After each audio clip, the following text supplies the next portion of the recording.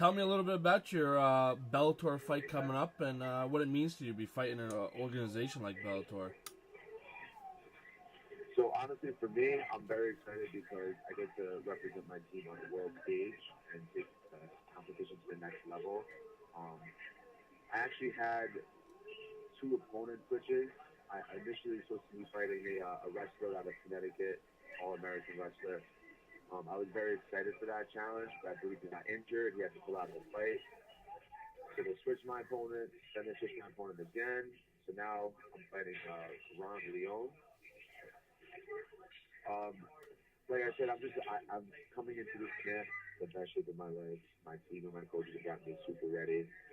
I did some extra strength and conditioning. I brought in some extra coaching. And to be honest, I know for a fact that, like I said, I'm in the best shape I've ever been. And it doesn't really matter to the opponents that I have. I'm just excited to get my team out there and show the world that our team belongs in the UFC, Bellator, all this way, ocean. And I'm excited to get the ball rolling. Excellent. And your upcoming fights in just about a week away. Uh, Yes. tell us how the weight cut's going and how the last part of camp is shaping up. So honestly, the weight cut for me, this camp has definitely by far been the best and the easiest. Um, the dieting for me starts, 2 months out. When I know I have a fight a month and a half out. I start dieting. I get as lean as possible. You see a lot of fighters that are cutting 20, 25 pounds of water weight to eat to the fight, and it's just very excessive. It takes a big toll on them. Um, because we're switching from 3-minute rounds to 5-minute rounds. I don't want to have that toll. I don't want to have to take that energy out of my body where I can be paying for it in the second, third round. 5 minutes is a very long time. So for me, I don't really have too much left to go. I just do a little bit of a water cut. I start, loading my water like a lot of fighters like to do, and then I just kind of sweat it out, eat out if I need to. And honestly, like I said, I'm coming in the leanest, the best I've ever been. This weight cut, honestly, I'm not worried about it at all. I've done the past worst weight cut. So it's definitely not something I'm too worried about. Awesome, awesome. Now you just celebrated your 22nd birthday on the 1st of February, so 16 days removed from your birthday. What does it mean to you, and what have you learned from transitioning from amateur to professional? So, it was funny. It was interesting. When I had her 22nd birthday, my mom called up. She's like, "Oh, do you want to have a cake?" And I'm like, "Yeah, there's no way I can eat the cake without gaining like 5 pounds." So I ended up eating like a fruit platter and like a vegetable salad for my cake. It was like vegetable salad with some like dressing. It was really funny. But honestly, what I've kind of picked up and learned from going from amateur to pro is that there's levels to this game. You can't always be doing the same thing and expect to get better and better results. You need to honestly always be comfortable being uncomfortable and always looking to push your game, always looking at events that push you. You need to have someone yelling in your ear to work harder because that's what you need to have done. You need to honestly up the ante. You got to get your conditioning right, your nutrition right. You got to have every facet of the game kind of focused on. You can't really neglect things. I think it's interesting when you see like even high-level fighters where they don't like a certain art, or they only want to strike, or they only want to grapple, and they kind of neglect the other forms of training in a way, in a sense. Or they don't train it to their full potential. And I think that's really doing a disservice to themselves. And I think it's extremely important, especially going to the pro level, that there's going to be people that you can't take down. There's going to be people that you can't strike with. You got to have a very well-rounded game. And I have to thank all my coaches, Tito Hart, my head coach, always taught me from the very start. I don't even have a specific stance that I like. I like to switch my stance. I like to grapple. I like to wrestle. I like to jiu-jitsu. I like to strike, box, everything. And that well-roundedness, I have to definitely chalk up to his coaching to me. And it definitely helped me in my fight because I don't really feel that I need to push a certain agenda. I can kind of go with the flow and kind of go where it needs to go and kind of have to reach a certain. Awesome. And now you fought Kenny Rayside, who's also a teammate of Ron Leone. Tell us what you know about your opponent going into the fight. So honestly, I know a good amount of my opponent. I've seen him fight live a couple times.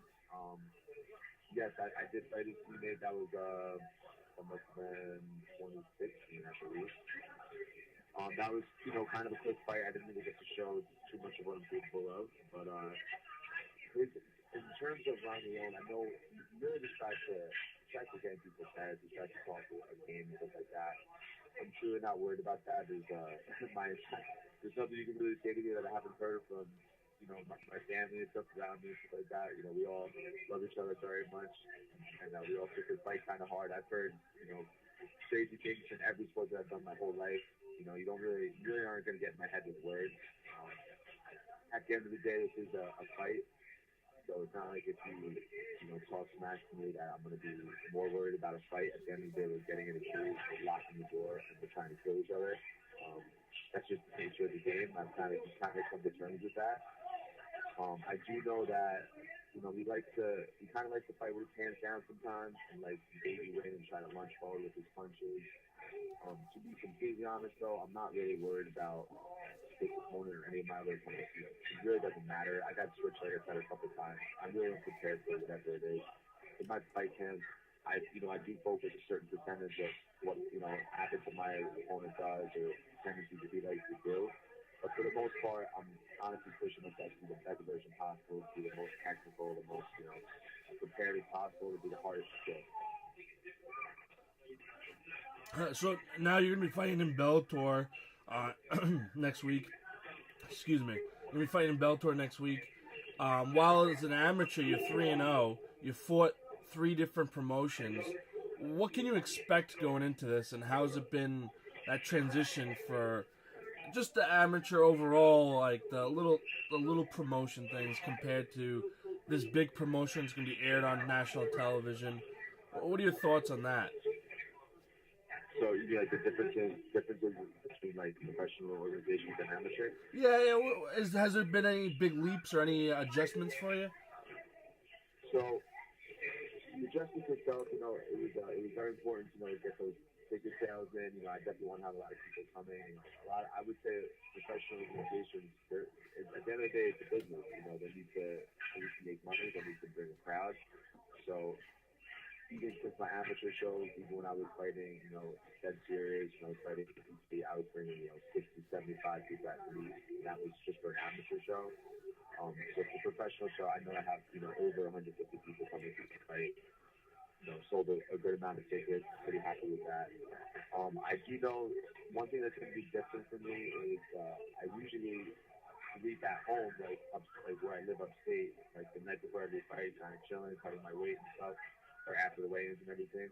I do have to go there a few days earlier, do like some photo shoots and like some interviews and stuff like that. I'll be cutting the weight in a hotel basically at the gym and stuff like that. That's a little bit of a different thing, but I don't really have expectations of what to expect, because I know that in the future when we're fighting for a world championship, we might be having to fly out to Brazil or fly out to Mexico or go to any foreign country, and it can be different every time. So I have learned to really kind of enjoy the experience, even though sometimes fighting can be kind of stressful. I definitely have enjoyed everything so far. It's been an awesome ride, and I look forward to the next challenges in my career. Excellent. I'm sure that should be a nice thing to look forward to. Tell us a little bit about your gym. You're at East Coast United, BJJ. You train with Luis Gonzalez, the Medina brothers. Tell us a little bit about your training partners in your gym. Absolutely. So I would say, if I have to characterize my training partners, they're all super strong, very fast. They all push me. We always are looking to push each other to the next level. Everyone in our gym, there's not a single fighter that's not very well rounded, does not have a deep knowledge of jiu-jitsu, does not have a great Muay Thai game. We all practice everything, like I said. Also, I have other teammates. I got Buddy Julian, Marcus Cameron, some smaller guys in there that help me give me some good looks. They really help push my training. Honestly, there's also people always on the rise too. We have a lot of guys coming up that aren't really well known yet. That their jiu-jitsu is very high level, and you're definitely going to see them in the tournaments for sure. You're going to see them eventually fighting for sure. The twins specifically, those are two of my main training partners. Those guys, I love training with them because their speed is at another level compared to people in my weight class. And when I fight with people in my weight class and when I spar with them and stuff like that, I just like they're moving slower than like lowers the tunes and all that. That's why I really appreciate having them. And then I got some of my heavier guys to help me out to sit on me and crush me when I'm tired. But like I said, yeah, we're all very well rounded. We all have a great wrestling game. We're ready for anything. I'm very excited to come out to this fight and kind of showcase all the skills I've learned. But we'll see.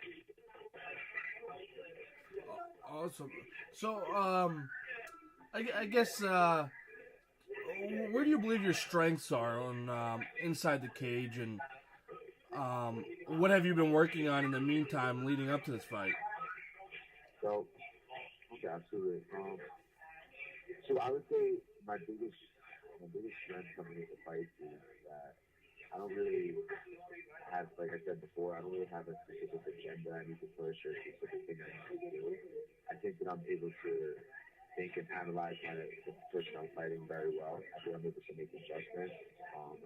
Like my last fight, for example, I really expected and wanted to just, pretty much just keep the fight standing and straight.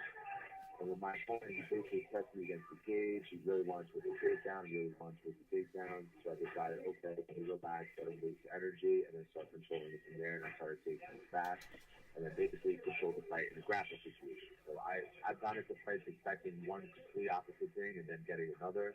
Um, Basically, I just kind of like to adjust on the fly. I feel I'm very good at that.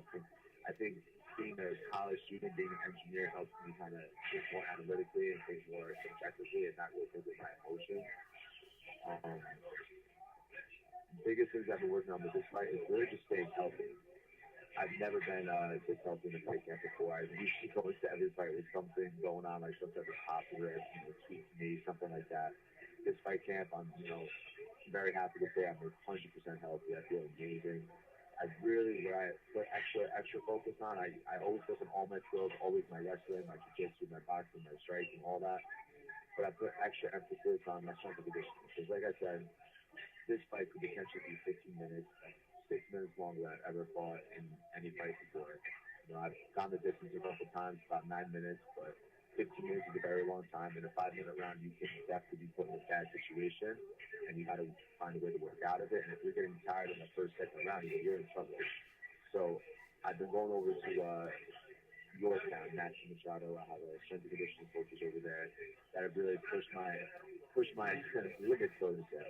So I know that I absolutely will be able to put my style for 5, 10, 15, 20, 25 minutes in the future. I'm very excited for that. I know that I'm not going to be getting tired in this fight. I know I've put in all the work necessary to beat my ass this whole camp. So I feel great. I feel ready to go. I do feel that the biggest difference in this fight is my cardio. It's going to be, I'm not going to get tired. I'm not going to be able to, I'm not going to adjust my style or make adjustments in the game plan because I don't have the energy to do what I want to do. Awesome. Now, excuse me. I guess tell me a little bit about your short-term and long-term goals. Outside the obvious of obviously wanting to win this fight, what are your short-term goals within the fight, and then your long-term goals? So, so after this fight, I am actually currently a student right now. I do chemical engineering at Manhattan College. So after I crush this fight, I do want to finish my last semester, because then I'll have my bachelor's degree. I'll be happy with that. I have a semester and then another class after that. And then after that, at this point, I'm really looking to take it to as far as we can go. I want to, get my whole team out there. I want to, continue to fight on this world promotion, this world stage, and, not even just a Bellator, any promotion, a Bellator, UFC. I want to just, take it to the highest level possible and show the world that we really do belong to hang. We really can hang with these, high-level fighters. We're very technical. We're ready to go. And I'm looking to, make this a career. That's what I can do. Absolutely. And what are you getting your degree in? Chemical engineering. Oh, awesome. Good for you. So you bring the brain behind the brawn.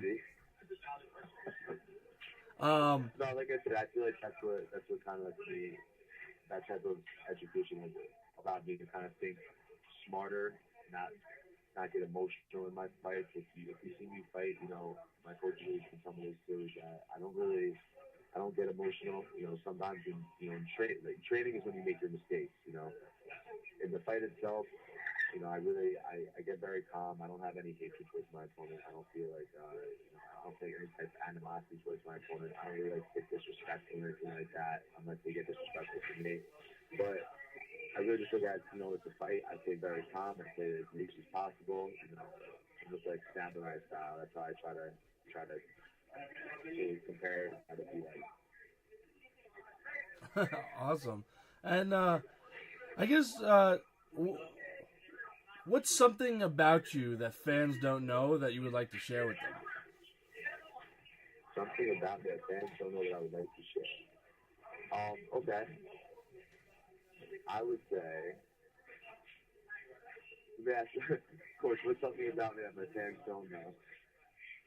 Well, besides the fight game, I would like to say that, you know, the support system I have around my whole career is my family. I'm a very, very, very, very family-oriented person. You know, if I'm not fighting, hanging out with my sister, with my little niece, and my mom, and my parents, stuff like that. That's honestly the most important thing in my life before fighting even is my family. Um, I would say absolutely, you know, I have some other hobbies and stuff I like to do that I don't really do during fight camp, like such as snowboarding. I used to skateboard, I don't skateboard anymore, but I'm definitely doing some snowboarding after this. But the only thing I would like to have my fans know is, you know, I definitely am a very family-oriented person, and any chance I get once my fight camp is over, I love to, you know, be around them and hang out with them as much as possible. Especially my sister has a little 3-year-old now. Her birthday is actually in a couple weeks. That is like, she is like my little world. I love that baby. She's the cutest thing ever. Her name is Scarlett. But between, you know, a lot of people don't actually realize or don't know that I am a student at Manhattan College. You know, most people just know me as a fighter because that's what you see on my social media most of the time, and that's what most people that I meet do, like new students, you know, people training, fighters, stuff like that. I meet them through the fight game, but you know, that's something that a lot of people don't really realize, is that I am a student as well, and I am an engineer, and I will eventually, well, I will finish my education this semester, and then, you know, I'm trying to keep both going, try to work, try to fight, try to do everything. Well, let's elaborate on that. How do you balance school, work, fight training? Do you have sponsors to help with the workload so you don't have to work so many hours? So, yeah, so absolutely, this fight, so I would like to, I was going to give some shout outs to at the end, but I guess I can give them now because that'd be legal. So I do want to, you know, send a shout out to a few sponsors of mine that really helped me in this fight camp. You know, like I said before, the strength and conditioning at Max Machado has been amazing. I have to say Al Mercado at Downstate Outdoors, Anthony Falco at Jenny Montgomery, Glenn Palmieri at Bentwood Studio, and you know, I have a bunch of sponsors that they've really been able to help me offset the cost of fight camp, which, as you know very well, like the medical costs, Mm-hmm. gear costs, and all that stuff. You know, it costs it sucks, and it's not, you know, you're fighting for a certain amount of money, and the next thing you know, you got to spend like 2 G's just to get there. You know what I mean? So they really helped me out a lot in terms of, you know, balancing out my school schedule. Oh, and I also forgot, I have to say too, my other sponsor, Jerry Daniels. You know, I have a awesome massage therapist. He's definitely the best I've ever been to. Amazing. He always, you know, keeps my body working right. And definitely, you know, we beat our system up a lot. We beat our bodies up a lot during training. So he helps me keep myself moving right. I'm feeling great. Other than that, I just want to say, balancing school and training and stuff like that. I remember first starting training. I would have a lot of friends of mine that'd be like, oh, like come out, we're gonna go here, we're gonna go there, and stuff like that. And like I was with it, I would do it like sometimes, but eventually I started to really fall in love with training and competing, that I really just wanted to put all my free time into this. And I figured to myself, hey, it's like I have 4 years at college, you know, 4 years before I potentially go into the workforce and have a 9 to 5 job every day. It's like, why not get the best days possible in my martial arts career? You know, for me, I remember being a freshman sophomore saying, wow, like I'd be happy if I just stick with blue belt level. You know what I mean? And it's like, as a junior, I ended up getting my purple belt, and I was only because I just fell in love with the sport. I started training every day, twice a day, and just the people around me and my team around me, you know, they really helped accelerate my game very fast because I was willing to learn. They were willing to teach me. They were willing to always help me with extra work. Um, besides fighting, as of right now, is I pretty much do school because the chemical engineering itself, I have a lot of, awesome classmates and stuff like that. It's very time consuming and there's a lot of hard classes and I've struggled through a few classes, but I've made it through everything and I've done pretty well. It's I didn't expect coming to college to I knew I wanted to find a new sport, find something different. I didn't expect to find fight game per se and fall in love with it the way I did and really want to pursue it the way I did. But to me, it's like I figure it's always smart to keep up with your education and your sport.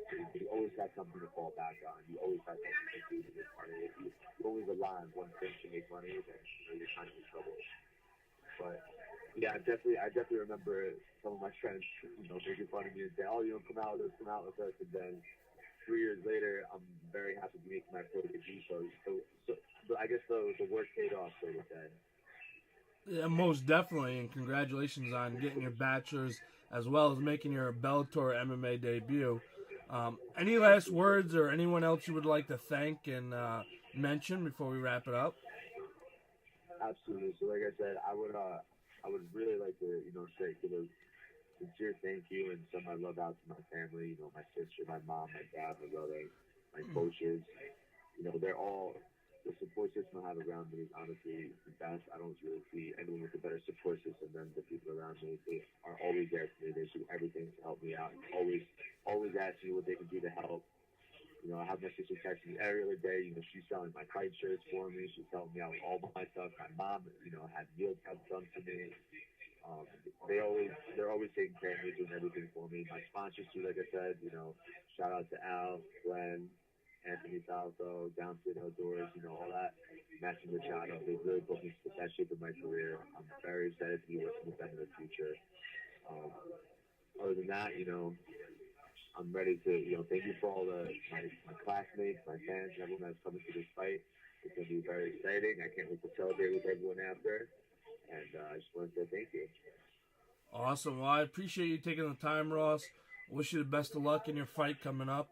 And thank you very much. I appreciate you. Thank you very much for doing the interview.